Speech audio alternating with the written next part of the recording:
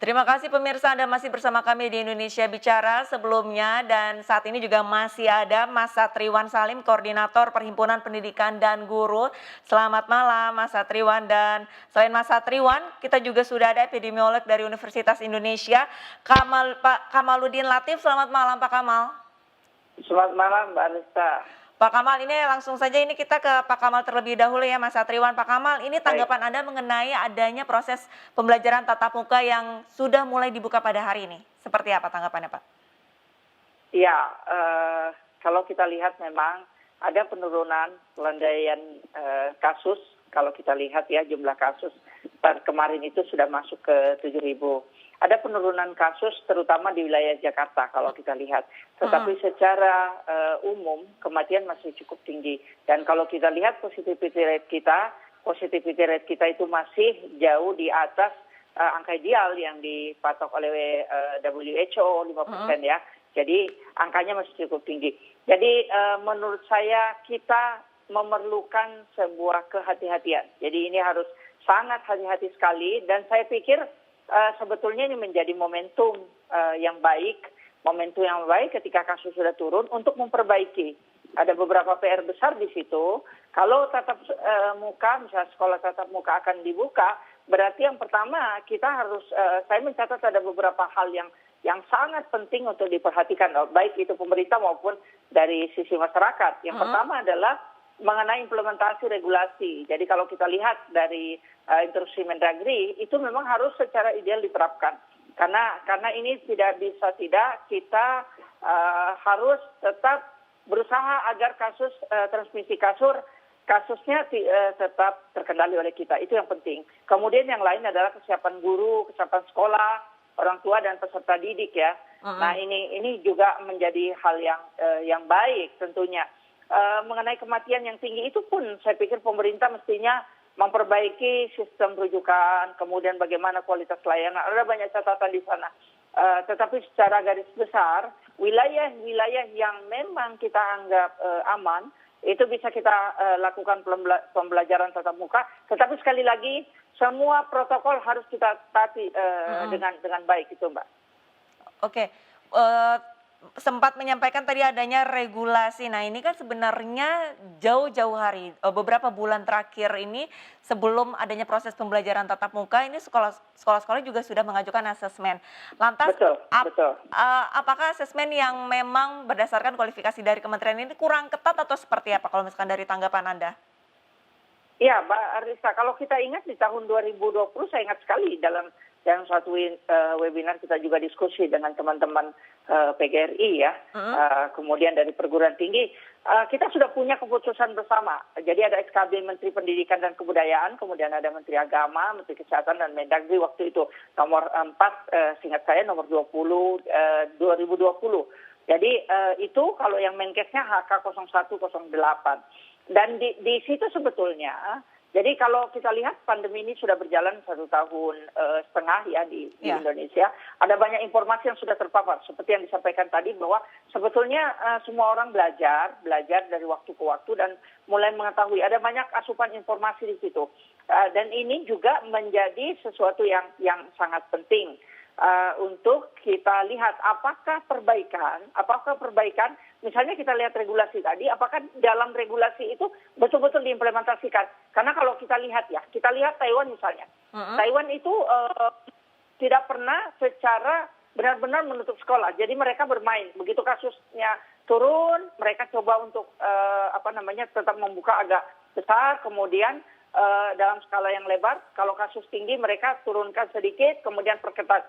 Tetapi semua protokol ditaati, jadi tempat cuci tangan, kemudian bagaimana murid-murid itu juga terlibat dalam memberikan informasi. Dari sistem informasi edukasi itu juga jalan di sekolah. Kemudian alat-alat. Nah ini yang penting ya, karena kalau kita lihat variasi Indonesia ini kan lebar, bukan hanya Pulau Jawa. Di luar Jawa, saya lihat peningkatan kasus misalnya di Kalimantan itu juga luar biasa, di Sulawesi itu juga luar biasa sekali. Wilayah-wilayah perifer yang selama ini kita anggap tidak ada kasus, karena wilayahnya pulau terisolir, ternyata kasus COVID-nya sangat tinggi. Nah itu menjadi temuan. Artinya kalau kita lihat kesiapan itu tidak linier. Saya bisa mengatakan bahwa apa yang dipersiapkan itu masih jauh dari kata ideal. Misalnya kalau kita bicara teknis praktis saja, secara teknis tempat cuci tangan, tidak semuanya ada cuci tangannya. Kemudian airnya nggak ada. Padahal idealnya adalah ada air dan air mengalir. Nah ini kan satu indikator yang sangat jelas dan terang benderang seperti itu, Mbak. Baik, kita ke Mas Satriwan. Mas Satriwan, ini katanya regulasinya tidak semuanya bisa diimplementasikan di semua sekolah di Indonesia. Salah satunya tadi Kalimantan ada terjadinya peningkatan.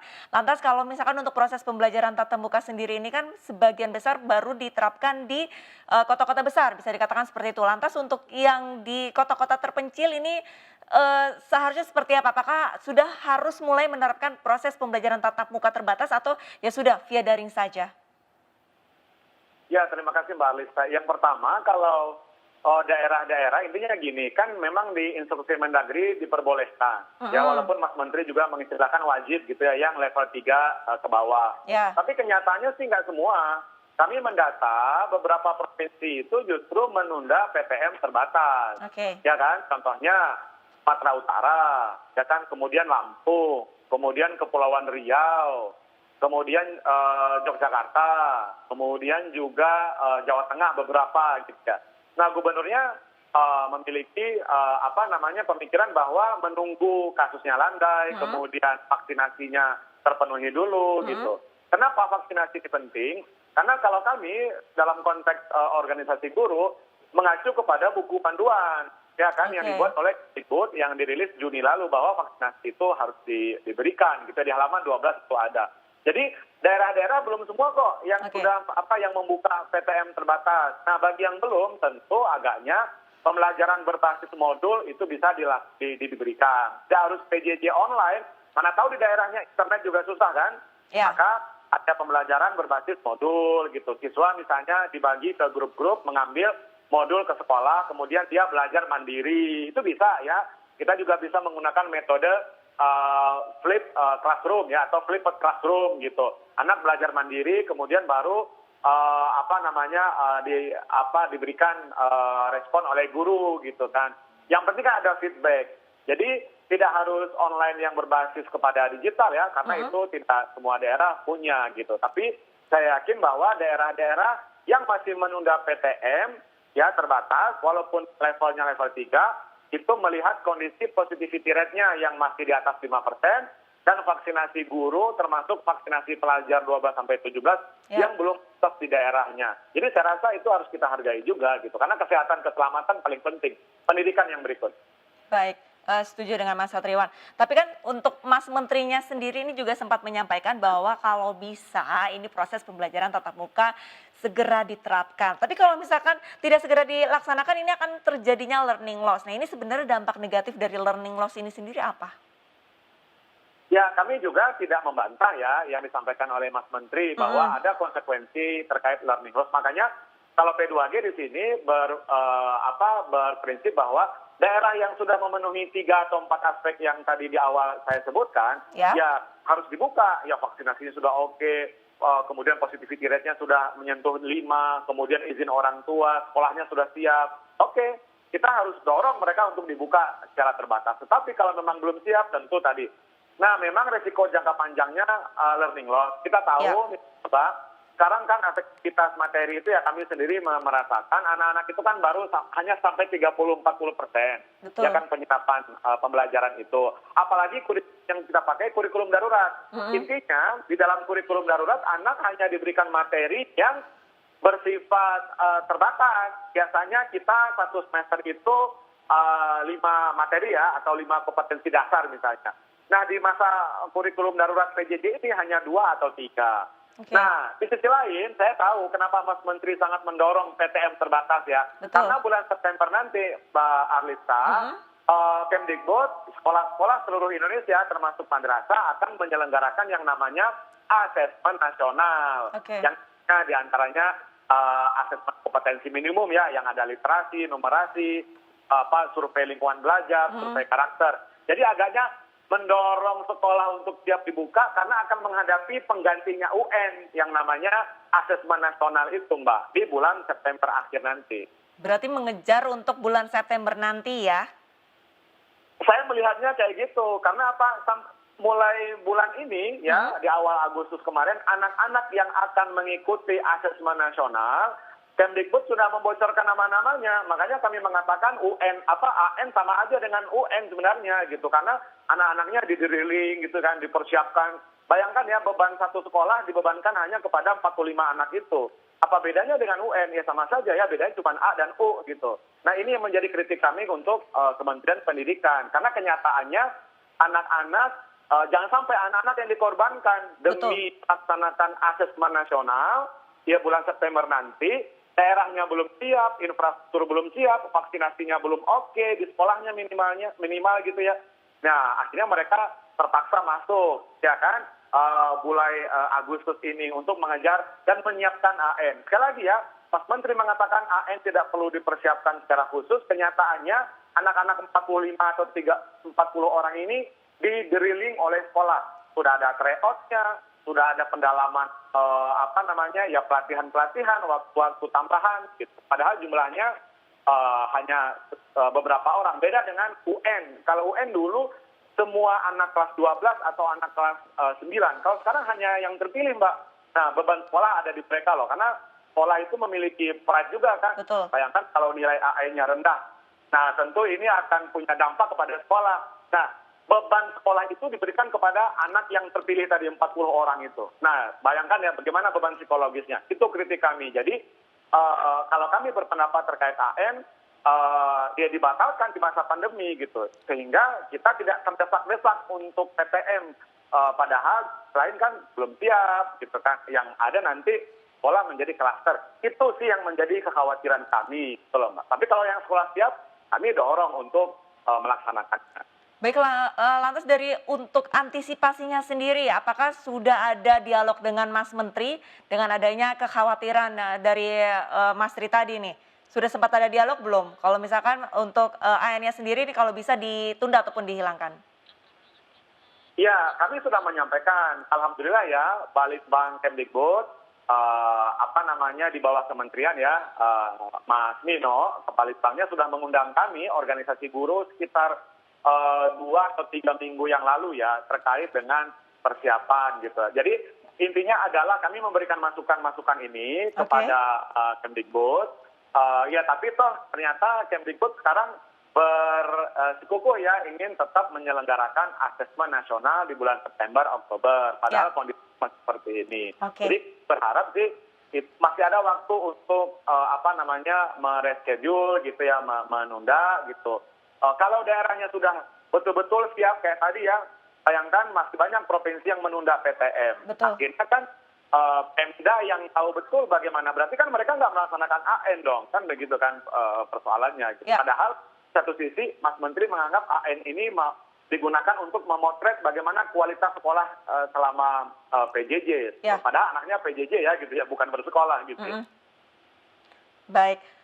Sekarang kita ke Pak Kamal. Pak Kamal, ini tidak semua sekolah di daerah ataupun di wilayah Indonesia yang dibuka. Tapi ada juga yang memang sudah dibuka, salah satunya adalah Jakarta, ada 610 sekolah.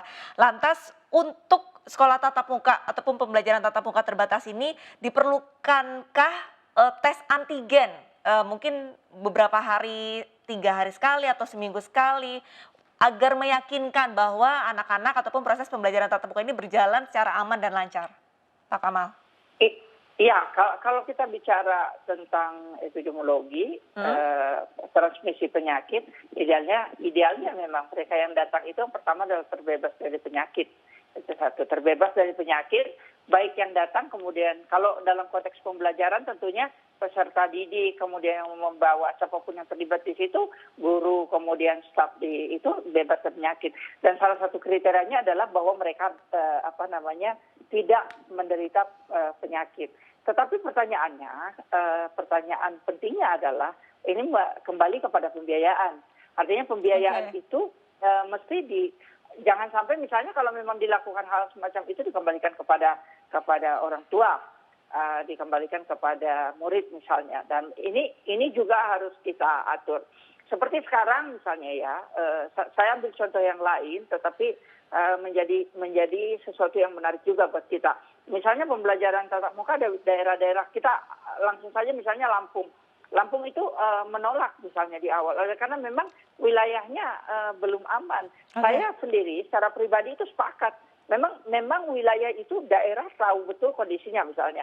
Dan jangan sampai nanti ketika mereka melakukan pembelajaran tatap muka, yang diserang juga daerah, yang diserahkan juga daerah. Telunjuk akan mengarah ke daerah. Nah, hal semacam ini. Jadi informasi, kemudian edukasi itu menjadi penting. Nah, kalau kita ingin menerapkan satu treatment tersendiri misalnya, harus diperiksa dan seterusnya. Kemudian guru-guru, staf di situ, vaksinasi, dan semuanya juga harus kita atur dengan baik. Kenapa saya katakan demikian? Misalnya ada beberapa guru misalnya mereka yang belum. Nah ini juga penting kan untuk kita lihat kembali. Apakah memang pendataannya sudah rapi sehingga kita sudah siap untuk melakukan pembelajaran tatap muka. Saya pikir semua hal bisa kita lakukan sepanjang aturan main, ada namanya blueprint yang jelas. Ketika sebelum kita lakukan, jangan sampai ini menjadi sesuatu yang hanya ideal dalam regulasi saja, tidak dalam implementasi. Jadi implementasinya kalau kita lihat dengan mudah, di minggu ini silakan dilihat misalnya. Di depan sekolah-sekolah, bisa saja di DKI, itu anak sekolah bergandengan tangan. Jadi bergandengan tangan, mereka sesama temannya bergandengan tangan. Nah itu kan jauh lebih penting untuk membatasi, mengedukasi hal-hal semacam itu. Karena di situ terjadi transmisi. Siapa yang tahu misalnya si A itu bebas, si B di rumahnya tidak ada yang sakit. Nah ini menjadi hal yang krusial untuk dilihat. Apakah hal-hal semacam itu yang simpel dan sederhana, tetapi menjadi kunci yang sangat efektif untuk mencegah terjadinya penularan penyakit menular, terutama ketika kita bicara COVID-19 itu dilakukan oleh pemerintah, dilakukan oleh misalnya tenaga pendidik, sekolah. Nah itu yang harus kita lihat dulu sebelum kita lakukan. Itu Mbak Rita. Baik, terima kasih banyak Pak Kamal. Berarti ini pemerintah harus benar-benar mengevaluasi secara ketat ya. Jangan hanya regulasinya saja yang ideal, tapi implementasinya juga harus ya Pak ya. Baik. Betul. Akan naik lagi kalau kita tidak hati-hati. Akan terjadi transmisi yang gila-gilaan penularan di sekolah. Ini yang harus kita antisipasi. Baik. Baik, terima kasih banyak atas waktunya berbincang bersama kami di Indonesia Bicara. Mas Satriwan Salim, Koordinator Perhimpunan Pendidikan dan Guru, serta Pak Kamaluddin Latif, Epidemiolog Universitas Indonesia atas waktunya. Selamat malam Pak, sehat selalu. Selamat malam, sehat. Selamat malam Mbak Alisa.